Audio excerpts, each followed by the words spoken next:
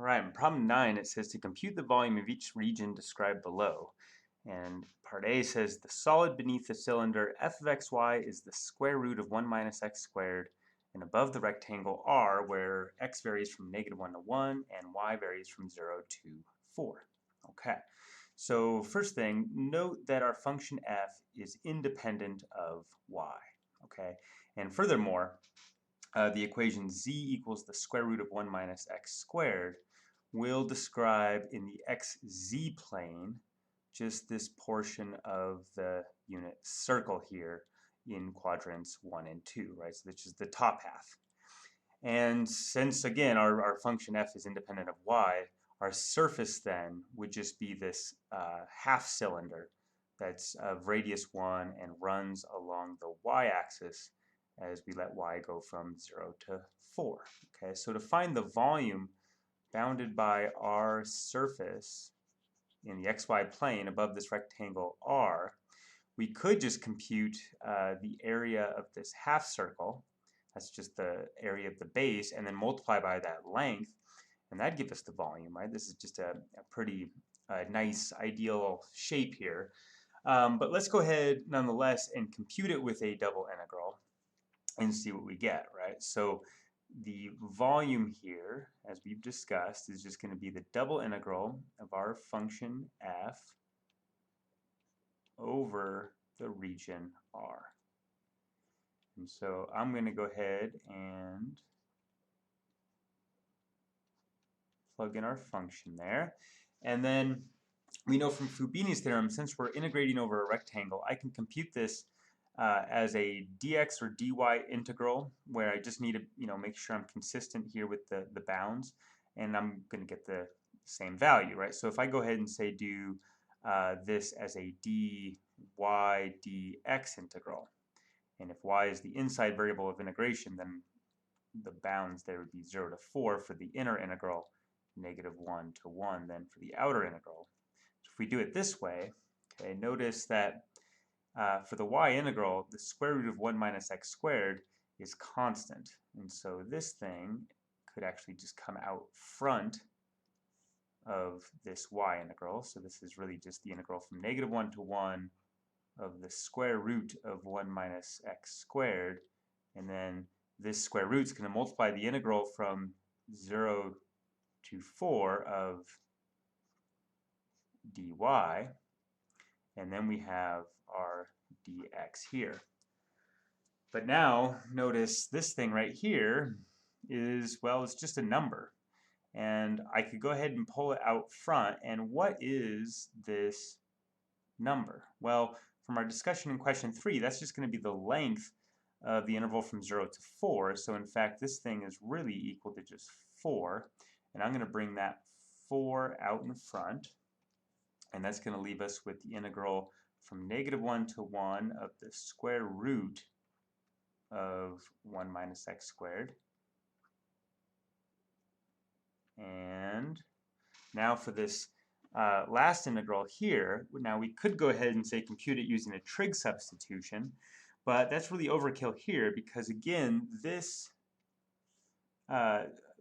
equation that we have the square root of 1 minus x squared, that's just describing the top half of the unit circle. And we're integrating from -1 to 1. So in fact, this thing right here, this integral, is just going to compute for us the area of the top half of the disk bounded by the unit circle. And that then would have area pi times radius squared over 2. So it just have an area of pi over 2. So this thing is pi over 2, and then that's going to get multiplied by our 4. Okay, so it looks like then our volume is just 2 pi. And one thing to note here in the calculation above, what are we really doing? Well, we're taking the length of the cylinder, which is 4, times the area of the base here, right, this little cross-sectional area, which is right here, which is pi over 2. So this double integral approach actually just wound up reducing to that cross-sectional computation anyways, okay? So kind of nice. All right, so now Let's move into part B. This one's a little bit more involved. It says the solid above the parabolic region D, and this consists of all points x, y, where y ranges from 0 to 1 minus x squared, and x varies from 0 to 1. So we're going to find the volume above this region D and between the planes z equals 1 and z equals 2 minus y.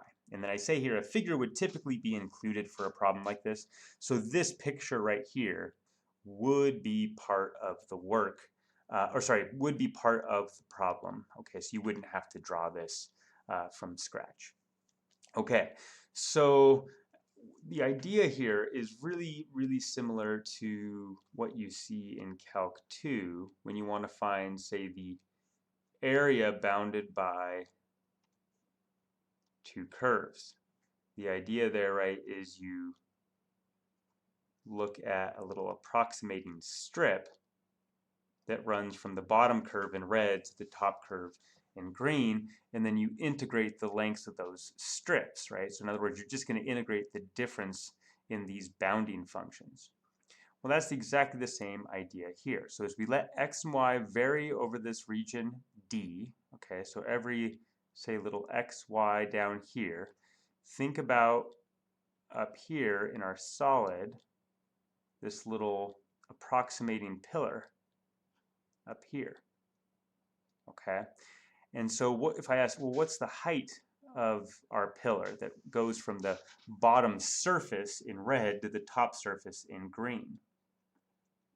Well, it'd just be the difference of green and red, right? So this is going to be 2 minus y minus 1. Okay, so that simplifies to just 1 minus y. And so now if I take that height of our little pillar and I multiply it by this little differential area dA, that's going to give me the volume of this differential pillar. Okay, so for our volume, we're going to take 1 minus y, the height, times my little differential area, and that's going to give me a differential volume. And now what I'm going to do is sum those differential volumes as we let x and y range over this region D. Okay, so now let's go ahead and set this up as an iterated integral. Okay, so down here I'll go ahead and sketch the region D. So we're told that for D, y varies from 0 up to this parabola 1 minus x squared that looks like that. And x then is varying from 0 to 1. And this parabola has a y-intercept at 1. So we're looking at this region here in the first quadrant.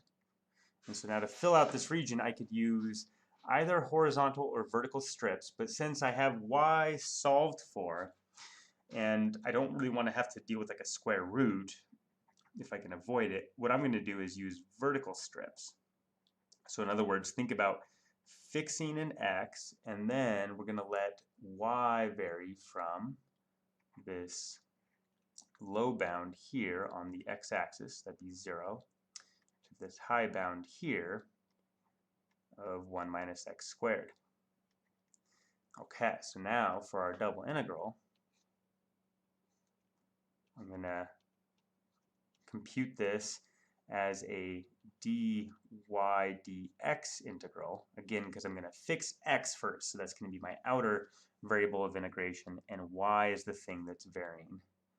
So y will vary from 0 to 1 minus x squared, and then we're going to let x vary from 0 to 1. So fill out that region D by stacking vertical strips as we let x go from 0 to 1.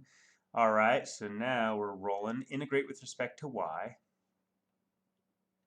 And that's going to give us, well, y minus y squared over 2. And we're letting y vary from 0 to 1 minus x squared. And then we have our dx. and then go ahead and evaluate at the bounds. So I'm going to plug in 1 minus x squared here for y, and then plug it in for y there, and I'm going to get a 1 minus x squared all over 2. And now when you evaluate when y is 0, you're just going to get 0. So we're looking to integrate this. Okay, so this inside, a little messy, but it does clean up. So when I expand this square, this binomial here, I'm going to get an x to the 4th over 2, but then that's negative, so I get minus x to the 4th over 2. Then I'm going to get, well, a minus 2x squared divided by 2, so that'd be a minus x squared, and then this negative out in front is going to make it a positive x squared. So I'm going to get a positive x squared and then minus x squared, so those are actually just going to cancel out, which is nice. And then lastly, I'm going to have a minus a half. So I have 1 minus a half, and that would just be plus a half. Okay, and so now we can go ahead and integrate, and we get minus x to the 5th over 10 plus x over 2. And evaluate from 0 to 1. And so this would be minus a 10th plus a half. So that'd be minus a 10th plus 5/10. That'd be 4/10 or 2/5. All right, so that's going to do it for this problem, and I will see you next time.